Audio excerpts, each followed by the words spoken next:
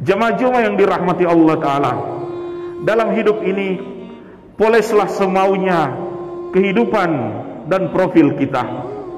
Meninggilah, populerlah, carilah likers sebanyak-banyaknya, dulanglah followers, pendukung setinggi-tingginya, perhias, perbagus bagaimana penampilan kita dengan kemewahan dunia, dengan pangkat ataupun pujian manusia. Namun semua itu di hadapan Allah Subhanahu wa Ta'ala tidak ada nilainya, karena tetap yang akan menjadi di mana Allah Ta'ala melihat dan menilai diri kita, titik tolaknya adalah bagaimana hati kita. Rasulullah sallallahu alaihi wasallam mengatakan, "Innallaha la yanzuru ila suwarikum, walakinnallaha yanzuru ila qulubikum."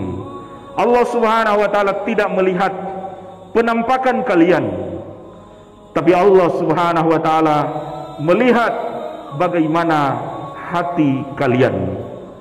Di hadapan manusia, kemewahan dunia, harta, jabatan, pendukung yang begitu banyak, nama baik, sangat membantu elektabilitas, sangat membantu karir dan kecemerlangan kita dalam kehidupan ini. Namun tangga menuju Allah Subhanahu wa Ta'ala, nilai daripada dunia itu tidak berarti sama sekali. Tetaplah yang akan Allah Subhanahu wa Ta'ala nilai pada diri seseorang bagaimana niatan yang tersembunyi di balik hatinya. Kita manusia bisa bersembunyi dari topeng untuk mengelabui bagaimana bentuk asli, tapi di hadapan Allah Subhanahu wa Ta'ala hati ini benar-benar akan diuji. Wa ma umiru illa liya'budullaha mukhlishina lahuddin. Tidaklah mereka diperintahkan di dalam beribadah kepada Allah Subhanahu wa Ta'ala melainkan supaya mukhlishina lahuddin, selalu ikhlas kepada Allah Subhanahu wa Ta'ala.